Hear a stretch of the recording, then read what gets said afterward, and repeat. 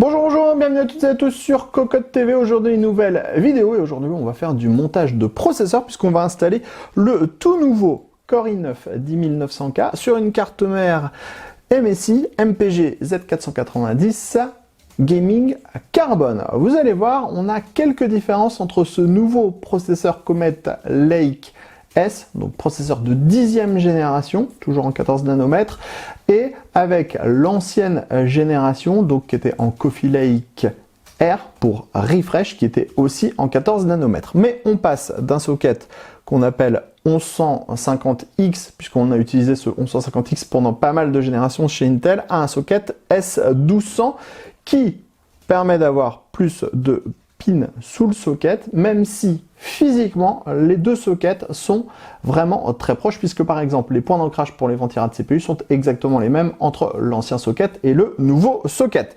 D'ailleurs, si on regarde les processeurs d'un peu plus près, on a vraiment l'impression d'avoir deux processeurs qui sont similaires entre le 10900K et le 9900K ici. Par contre, vous remarquerez que les encoches sont dans la partie basse pour le 10900K alors qu'elles sont dans la partie haute pour le 9900K. Il y a également un autre changement qui est apparu, c'est le point d'ancrage, donc le petit triangle. Vous avez vu, le triangle étant en bas ici à l'opposé des encoches, alors qu'ici il est à côté des encoches. On vous propose donc de vous faire ce petit montage, de vous montrer comment ça s'installe sur une carte mère. On mettra également un petit peu de pâte thermique, on mettra également un ventirad CPU et on démarrera le tout. C'est tout de suite, c'est maintenant, c'est sur Cocotte TV. Nous voilà donc au-dessus notre carte mère, cette Z490 Gaming Carbone par MSI. Alors on a déjà branché les deux câbles pour le CPU et le 24 broches ATX au niveau de la carte mère. Bien sûr, l'alimentation n'est pas branchée. Alors de base, votre carte mère va arriver avec une protection au-dessus du socket. Cette protection en plastique en fait va tout simplement vous empêcher d'aller toucher les pins qui sont dans le socket et qui vont faire les contacts ici avec le processeur. Il faut savoir que si ces pins sont abîmés, le contact peut ne pas se faire et donc le processeur peut ne pas fonctionner avec la carte mère. C'est pour ça qu'il y a cette protection et cette protection, on n'est pas obligé de la retirer en fait dès le départ. On va, pour pouvoir installer le processeur, tout simplement ouvrir le socket en laissant la protection. Donc vous avez vu, on tire la barre, on relève la barre, ensuite on tire comme ça en arrière, on vient soulever, on attrape le socket en acier et on vient poser tout ça sur le dissipateur. Notre socket est ouvert, on repère les encoches, puisqu'on a deux encoches ici qui vont correspondre en fait avec les deux encoches qu'on a également sur le processeur ici. On a également un petit triangle et vous avez vu ici, vous avez un petit marquage qui veut dire que le triangle va à cet endroit. On prend son processeur, tout simplement comme ceci, on le glisse, on le laisse se placer directement dans les encoches. Ensuite, on va abaisser le socket en laissant la protection en plastique et on va venir pousser et vous allez voir que la protection en plastique va se libérer toute seule et comme ça, on n'a aucun risque de toucher les pins du socket et donc on n'a aucune chance d'abîmer les contacteurs qui vont permettre justement au processeur de communiquer avec la carte mère. Pour le montage du ventirad, dans un premier temps, on va installer la backplate. On la passe sous la carte mère. Attention, il y a un sens, mais c'est très bien indiqué. On est ici sur une installation avec un Noctua NH-U12S et on a utilisé tout simplement la fixe LGA 1151 qui est compatible avec le socket 1200 puisqu'on n'a aucun changement physique au niveau du socket. Ensuite, il va falloir mettre les entretoises comme ceci, qui vont permettre en fait d'avoir un bon écartement. Donc on en a 4.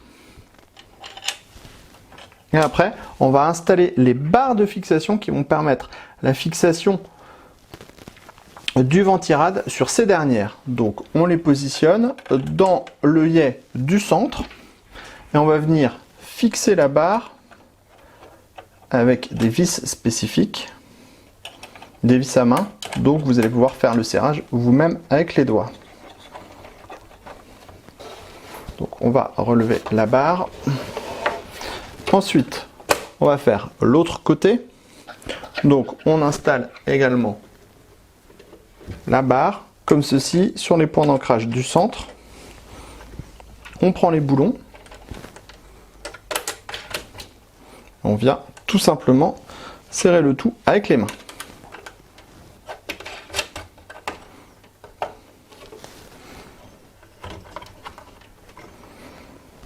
fois que cette opération est réalisée, on va appliquer de la pâte thermique sur le CPU. Pour l'application de la pâte thermique, il y a plusieurs écoles. Alors, on va vous donner la solution la plus simple qui consiste en fait tout simplement à mettre un point de pâte thermique, environ 5 mm sur 5 mm sur 3 mm de hauteur, au centre du processeur. Il faut savoir que le die et la l'HIS, donc cette partie-là en métal, va diffuser la chaleur du corps qui est installé sous le processeur. Mais le corps va chauffer principalement plus au centre, puisqu'en fait on a une barre à l'intérieur qui va contenir les processeurs, et cette partie en métal est soudée à cet ensemble pour répartir au mieux la chaleur. Donc le plus important, c'est d'avoir une très bonne répartition de la pâte thermique sur une grande majorité du processeur. Vous pourriez, pour avoir de meilleurs résultats, étaler la pâte thermique dans une toute petite couche de moins d'1 mm sur toute la surface pour avoir une répartition optimale. Mais sachez que d'utiliser ce principe pour la pâte thermique donne de très bons résultats. Une fois la pâte thermique en place, on va prendre notre module Noctua NH12S qu'on a installé avec une partie Chromax Blacks sur le dessus pour pouvoir ajouter un enjoliveur sur le dessus. On vient tout simplement positionner le ventirad au-dessus des points d'ancrage et on va venir visser le processeur sur la base. Alors, il vaut mieux faire d'abord un côté un peu, puis le second côté pour éviter d'appuyer en fait sur le processeur quand ça va se mettre à forcer, puisque ça va être un petit peu bancal. Ensuite, on visse à fond. Comme il y a un système de ressort avec une butée, vous pouvez y aller sans problème. Voilà, on est au maximum. On resserre de l'autre côté.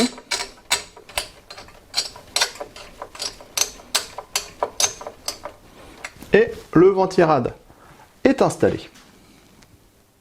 On passe maintenant à l'installation du ventilateur. Alors, on essaie de calculer le mieux possible pour la position du câble avec la prise CPU fan.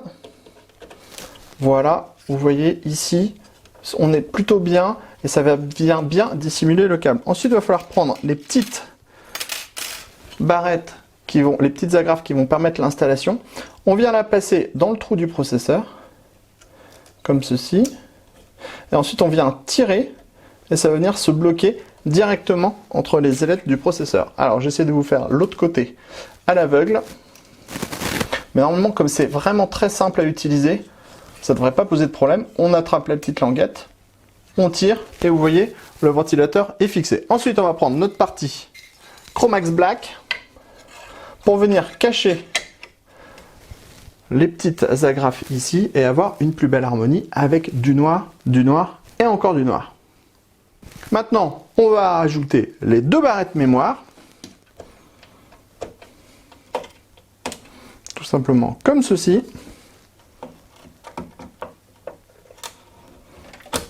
On appuie.